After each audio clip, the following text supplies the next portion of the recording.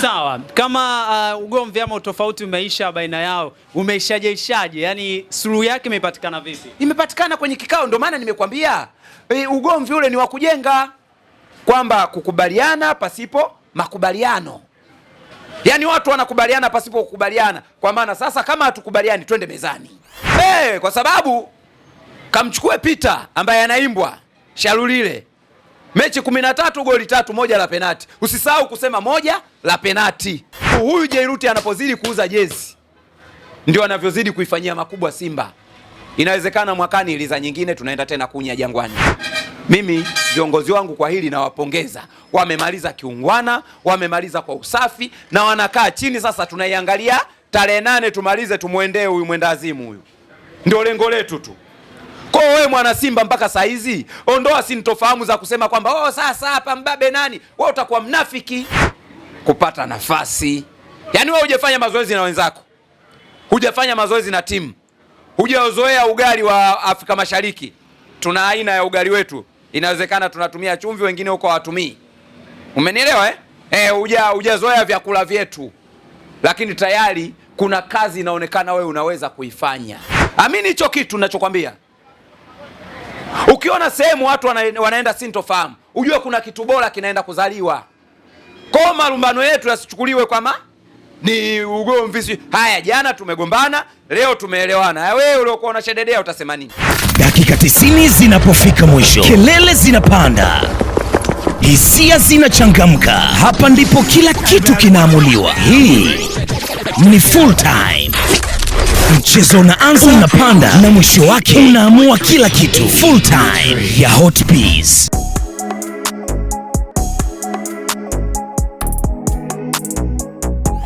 Bado niko hapa tawi la Simba Sport Club Karume, Dar es Salaam, lakini niko na baadhi ya wadau mbalimbali na viongozi pia wa hili tawi, na hapa mbele yangu niko na mwenyekiti almaarufu kama wakili msomi, na nataka tuzungumze naye yale ya kimichezo, hususan kwenye maandalizi ya kuelekea kwenye kombe la hisani, lakini pia na mambo mengine ya kimichezo hususan kwenye klabu yake. Habari za leo bana mwenyekiti? Bwana safi, karibu sana. Nashukuru, asante pia kwa hilo. Naam. Naona umevaa uzi mpya wa Simba, bila shaka ni wenyewe huu. Unauonaje? Tuanze kwanza hapo. Huku nafikiri tushaongea sana huku. Uzi mpya hauna maelezo mengi. Inabidi tu watu au mashabiki na wanachama wa Simba na wapenda mpira au wapenda kuvaa vizuri kwa ujumla tuelewe na kukubali tu kwamba Jairuti hana mpinzani. Kwa nini? Sasa kashapitiliza huko. Tulishangaa kwa msimu uliopita kwa sababu tulijua kwamba labda mwaka huu anaweza kabahatisha, ndio katoa kitu bora. Lakini sasa tunaona muendelezo afu umezidi maradufu ya msimu uliopita. Unajua jezi ya mwaka huu ina utofauti mkubwa sana na jezi ya msimu uliopita. Jezi ya msimu ni bora maradufu kuliko ya msimu uliopita. Kwenye muonekano ama material ya kitambaa? Kuanzia muonekano mpaka material mpaka size. Yaani size za kumtosha. Unajua mimi nilikuwa najishangaa msimu uliopita kwamba mimi navaaje medium. Unavaaje? Medium. Kivipi? Zote navaa large. Lakini kwenye jezi nilikuwa navaa medium. Kwa nini nivae medium? Unaona msimu huu ni wa kipekee, ni wa tofauti. Ameirudisha jezi kwenye uhalisia, inakutosha vizuri. Yaani wewe wakuvaa large utavaa large, wakuvaa medium utavaa medium, extra large extra large. Ni hivyo yani. Ametengeneza jezi ya kumtosha Mtanzania. Si umeelewa? Kwa Jairuti ukiondoa ubora wa material ya kitambaa. Hebu angalia kwanza. Ushawahi kuona hizi nakshi. Jezi inampendeza mwanamume lakini inampendeza pia mdada. Inampendeza mama. Sasa tunataka nini tena? Hili swala la jezi itoshe kusema Jairuti ameshindikana msimu wa pili tu, lakini alichokionyesha, na hii yote inatokana na kutambua kampuni gani inayokutengenezea jezi. Jezi zote za kutengenezwa duniani zenye ubora lazima zinaanzana na kampuni ambayo inatengeneza jezi. Si jezi zetu zinatengenezwa na Diadora. Diadora wanapatikana Italy. Italy ni top kwa wanamitindo. Fashion. Nafikiri hapo utakuwa umenielewa kwenye hizo ngazi tatu. jezi yani zinatengenezwa Italy, lakini kampuni ni Diadora ya kutengeneza jezi. Diadora wanapatikana Italy. Italy ni top kwa fashion. Sasa sisi tutakosa nini bwana? Hakuna. Tutasema tu Jairuti, Mwenyezi Mungu aendelee kumbariki na kumlinda, kumpa afya njema, aendelee kutuboreshea hivi, kwa sababu kila anachoahidi yule anafanya. Sawa, tutoke hapo mwenyekiti, twende kwenye usajili. Usajili umefanyika na bado unaendelea kufanyika kwa sababu dirisha halijafungwa, lakini kubwa zaidi ambalo Simba Sport Club wanalolifanya ni kuiboresha kikosi kuelekea msimu ujao wa NBC Premier League. Tukiangalia kikosi kilichopita ya msimu uliopita, sio kwamba kilikuwa kibaya, kilianza vibaya, lakini kimekuja kumaliza vizuri. Namna ambavyo kimefanywa maboresho kwa wachezaji wachache ambao wameingia ama wameingizwa kama ingizo jipya kwenye club, wewe kwako umewaonaje na mapokezi yake pia wewe ukiwa kama mwenyekiti lakini mwanachama wa Simba Sport Club? Kikubwa ni vile kwa sababu klabu yoyote hata ijitosheleze vipi kwa wachezaji, lakini lazima msimu unapofunguliwa dirisha la usajili itafanya usajili. Kinyume na hapo, yani Simba hata tungesema kwamba usajili tumefungiwa kwa kikosi tulichokuwa nacho, tusiuze mtu, tusingeteteleka na tungefanya vizuri. Kwa nini? Kuna sehemu ilikuwa iko sawa? Hakuna sehemu ambapo tulikuwa hatuko sawa, ila maboresho ni muhimu, kwa sababu hakuna mwanadamu ambaye ametimamia, ambaye hana mapungufu. Kwa ndivyo hivyo maboresho ndio yametulazimisha sisi kufanya usajili. Sisi hatukuwa tunatengeneza kikosi au tunasajili kikosi, hapana. Sisi tunafanya maboresho ya kikosi chetu. Kwa hiyo lazima tunaangalia ni wapi pana mahitaji. Ndio maana mpaka saa hizi ukiangalia wachezaji tuwasajili, hususani wa kutoka nje, unawapata watatu. Akiwemo Dumbia, striker la boli. Aise, huyo mtu leo katupia. Leo katupia huyo mtu. Yaani tunarudi kwenye zile zama za kina John Boko, za kina Chris Kope Mugalu. Umeelewa? Kina MK14. Yaani ni balaa kubwa, balaa zito. Habari ya mjini ni Ibrahim Dumbia. Wengi wanambeza, lakini ujio wa Osman wa Dar es Salaam ambaye ni Ibrahim Dumbia, kwako unamzungumziaje kwenye safu ya ushambuliaji, na tunaenda kuona Simba gani ambayo itakuwa ni tofauti zaidi kwenye sehemu ya ushambuliaji? Nafikiri kitu kikubwa ni kila mtu ana jicho la kuangalia mpira kwa namna yake, na kila mtu ana jicho la kumwangalia mchezaji kwa namna yake. Mimi tangu amedondoka yule mtu anatambulishwa, na baada ya kuangalia kwenye mechi ya kwanza nikasema hapa mtu ni naye. Sio kazi game moja tu. Sio game. Ni dakika chache. Sio kazi nyepesi kwa mshambuliaji ambaye halijui goli kupewa dakika chache, hajafanya mazoezi na timu, alafu kwenda kufanya vitu vya maana, hususani kugongesha mwamba, kupata nafasi. Yaani wewe hujafanya mazoezi na wenzako, hujafanya mazoezi na timu, hujazoea ugali wa Afrika Mashariki. Tuna aina ya ugali wetu, inawezekana tunatumia chumvi, wengine huko hawatumii. Umenielewa hujazoea vyakula vyetu, lakini tayari kuna kazi inaonekana wewe unaweza kuifanya. Umenielewa? Huhitaji muda mwingi kuonyesha kwamba wewe unaweza. Ndio kitu ambacho Ibrahim Dumbia anatujulisha kwamba mimi nimezaliwa kufunga. Saa hizi ni mechi, yani wewe twende sasa kwenye ukienda kwenye takwimu, unaweza kumpata Ibrahim Dumbia ni mechi 2, ni mechi 4 ambazo ametumikia. Mechi 4 nafikiri zinafika hivyo. Mechi 4, goli 2. Ni wastani mbaya. Kwa mpira sio mbaya. Kwa sababu kamchukue Peter ambaye anaimbwa Shalulile. Mechi 13, goli 3, 1 la penati. Usisahau kusema 1 la penati. Ukisahau utakuwa unasema, yani kamchukue Peter Shalulile. Mechi 13 kwenye msimu. Kwenye msimu kwanza akacheza mechi 13. Lakini kafunga goli 3. Na kwenye hizo goli 3, 1 la penati. Sasa Dumbia akaja tu, hajafanya mazoezi na timu, hajakaa kuzoea mazingira. Umenielewa? Tayari ana goli 2 kwenye timu. Ila compare labda ligi ya South Africa na hapa nyumbani NBC. Ni kweli hatuwezi kucompare. Hatuwezi kucompare ligi ya South na ligi ya Tanzania. lakini hapa tunachozungumzia ni wafungaji. Sasa ila kama umetuacha mbali kwenye ushindani. Kama umetuacha mbali kwenye mpira ndio wacheze mechi 13. Mara mimi sijazungumzia magoli tu. Nimezungumzia na idadi ya mechi zake. Wewe umegundua nini mpaka anacheza mechi 13? Sawa, tuseme kwamba labda alicheza mechi 30 afu amefunga hizo goli 3. Hizi goli 3 tuzifanye kwa Tanzania goli 9. Sawa. Lakini kacheza mechi 13.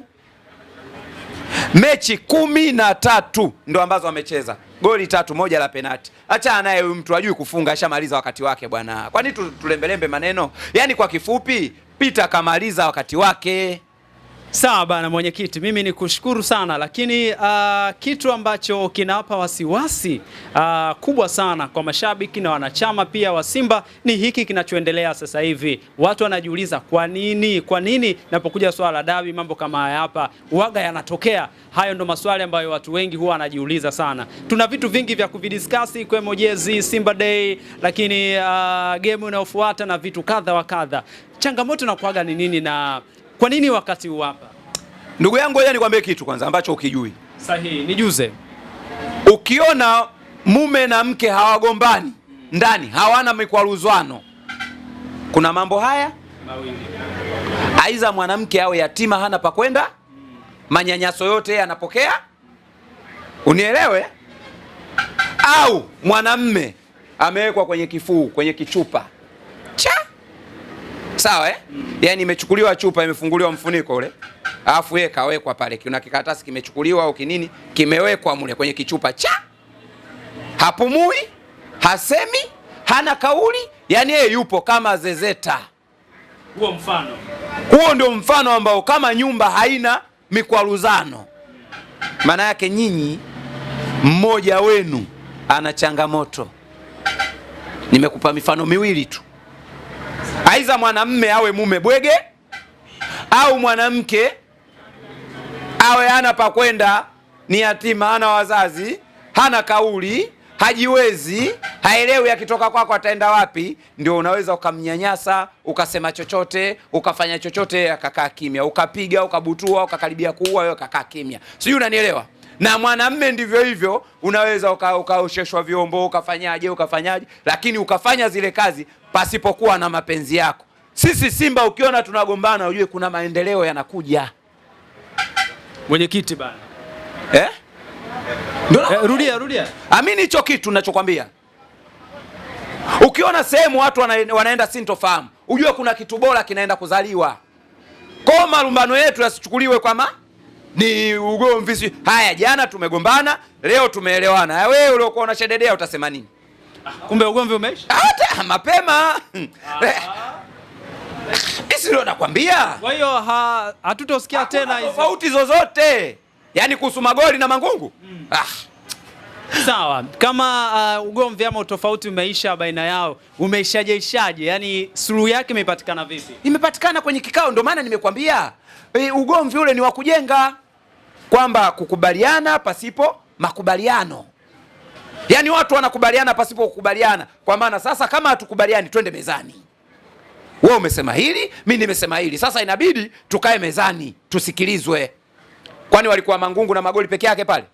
Walikuwa hivi. Walikuwa bodi nzima. Kwa hiyo sasa pale ndio mashauriano yanapatikana. Suluhu zinapatikana, tunasafiana mioyo, bwana sisi tunajenga nyumba moja. Sasa sasa hapa tunaongea ili hawa waamini. Akitoa magoli tupu ataonekana mbabe. Ili hawaamini akitoa mangungu tupu ataonekana mbabe. Sababu ilikuwa ni nini mwenyekiti? Sababu Yaani sababu ya hizi tofauti ni mkutano peke yake ama kuna vitu vingine vinavyoendelea kwenye klabu ambavyo vinasababisha yote? Sasa hilo wanaweza wakawa wanalijua wao wenyewe, wanaweza wakawa na nafasi nzuri ya kulizungumza sababu ni nini. Lakini ukiniuliza mimi siingii kwenye kikao cha bodi. Mimi ni mwanachama tu kama wanachama wengine. Hao watu wazito. Umenielewa? Wale ni watu wazito. Nyinyi hapo pia ni watu wazito. Sisi ni watu wazito kwenye nafasi zetu. Unajua haya ni madaraja. Umenielewa? Kwa mfano mimi si mwenyekiti wa tawi. Mimi ni mwenyekiti wa tawi na daraja langu mwisho wangu. Kwa hiyo na voice labda itakuwa ni nini? Sitaki kutumia kuhisi, kwa sababu hili jambo nikisema ni hisi na mimi naweza nikawa chanzo cha mgogoro. Na Simba ya migogoro hatuwezi kufanya vizuri. Mimi kama mwenyekiti wa tawi kazi yangu kuomba Mungu viongozi waongee kuanzia juu huko. Waongee lugha moja, sawa? wakishuka wilaya ongea lugha moja, tukishuka kwenye matawi tunaongea lugha moja, inapatikana Simba nguvu moja. Simba nguvu moja ndio inaenda kuzaa umoja wa kupata ushindi, wa kupata Simba yenye mafanikio. Ndio kitu ambacho mimi nakiomba. Ukiniuliza mimi nadili na huyu, sidili na mtu. Umenielewa? Mimi kazi yangu, mimi maisha yangu, furaha yangu iko hapa kwenye mnyama. Mtu atakuja ataondoka. Hata mimi ni mwenyekiti wa tawi leo hapa, kesho sipo. Sasa huyo akinipenda mimi, mwanachama wa tawi akinipenda, anatakiwa aipende Simba, ajitoe kwa sababu ya nini? Ya Simba. Sio kwa sababu ya wakili msomi au kwa sababu ya mwenyekiti wa tawi. No. Ajitoe kwa sababu ya Simba yake, kwa sababu hiyo ndio ya maisha yake na ndio inadumu milele. Wewe umeambiwa Simba ya mwaka huu inatimiza miaka 90. Jumamosi hapo tunaenda kufurahia miaka 90 ya Simba. Hiyo miaka 90 mimi nilikuwepo. Wale utangulia wangekuwa wanalumbana bila kujenga, ingekuwa na Simba bora mpaka leo. Hii Simba imeanzishwa vizazi tangu mwaka 1936 inaanzishwa, vizazi vyake vinaondoka na kuja, lakini yote wanalumbana, wanakaa chini, wanajenga, wanalumbana. Kwani wa kwanza kuogombana magoli na Mangungu? Kulumbana. Ukiona wanalumbana wakija wanakaa chini, hao ndio viongozi bora.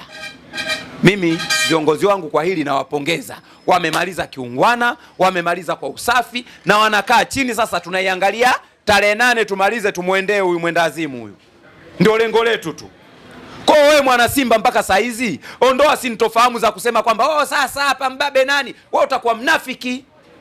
Hatuhitaji kumpata mbabe. Tunahitaji kuipata Simba bora. Simba bora inapatikana chini ya Mangungu na Magoli wakielewana. Na wameshaelewana. Sasa wewe nani uliokuwa huko useme ukae eti useme mimi nitakuwa timu huyu? Huu timu ndio upumbavu tunaoufanya. Timu ndio upumbavu tu tunaoufanya. Kwa hiyo kuna watu timu Mangungu, kuna watu timu Magoli. Upo mpaka kwenye magrupu. Na mimi niwaambie tu mashabiki na wanachama wa Simba, achana na utimu, penda timu yako. Utimu wa nini baba? Wewe si umezaliwa kuishabikia Simba? Basi wewe dili na Simba. Mangungu ipo siku ataondoka, Magoli ipo siku ataondoka, hata kuja mtu mwingine ipo siku ataondoka, mchezaji anaondoka, wewe utabaki na nini? Na nembo ya Simba. Kwa achana na sintofahamu zote. Hawa wako pale kutupambania sisi. Kwa wakiwa wanavutana kwenye sintofahamu zao, wewe baki kwenye mstari wa Simba.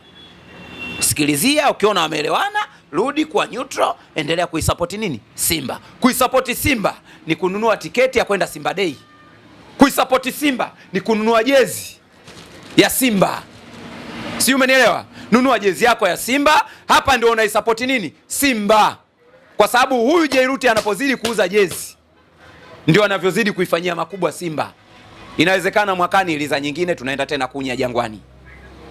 Si umenielewa kwa sababu kichaka kitaendelea tu, hamna uwanja unajengwa. Kwa hiyo inawezekana tukambomoa tena tukaenda tena tunachimba dawa. Uwanja unajengwa. Nisikilize mimi bwana. Umeelewa? Tunaenda tena kuchimba dawa.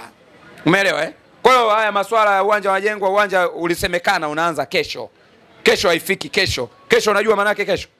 Yani ni kesho, ni kesho, ni kesho, ni kesho. Kwa achana na hizo habari za uwanja. Pale ni sehemu ya kuchimba dawa. Na nini kwa hakikishie tu kutoka airport ni mbali. Kitafute kichaka kutoka airport mpaka ufike nani Msimbazi.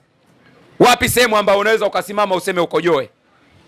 Hakuna Sasa sisi tunaweza tukatosha tusimame kwenye choo cha kulipia, tunatosha si kweli? Kwa nyomi ile. Inabidi tutafute eneo ambalo jangwa limekaa kiasalasala. Tunaongeza mbolea. Mwenye choo kikubwa, mwenye choo kidogo, weka mzigo tuingie kwenye liza tuondoke. Umeelewa? Kwa hiyo hivi vitu bwana, wana Simba, saizi mwana Simba kazi yako ni moja tu. Kata tiketi kuelekea Simba Day. Nunua jezi mpya kama una uwezo. Malizia kwa haraka, unatamani uambie nini wana Simba kuelekea kwenye haya matukio ambayo yako usoni mwetu? Moja ya vitu vizuri vya kuambia wana Simba, kama hujakata tiketi, kata tiketi kuelekea tarehe 8. Kwa sababu mpaka saa hizi naangalia tiketi zinakimbia sana. Kwa hiyo kama hujakata tiketi, kata tiketi. Lakini wakati tunajiandaa na mechi ya tarehe 8 Bonanza ambayo ni sikukuu yetu, basi tujue kwamba tarehe 12 tuna mzigo wa mwizi. Sawa Kwa hiyo tunatakiwa kwa namna yoyote tuubebe, tuondoke nao. Mzigo wa mwizi unamaanisha nini mwenyekiti? Namaanisha tuna mechi ngumu. Mechi zidi ya mtani haijawahi kuwa nyepesi. Umeelewa Ni sawa na mzigo wa dakika 90 zinapofika mwisho, kelele zinapanda, hisia zinachangamka. Hapa ndipo kila kitu kinaamuliwa. Hii ni full time. Mchezo unaanza, unapanda na mwisho wake unaamua kila kitu. Full time ya Hotbiz.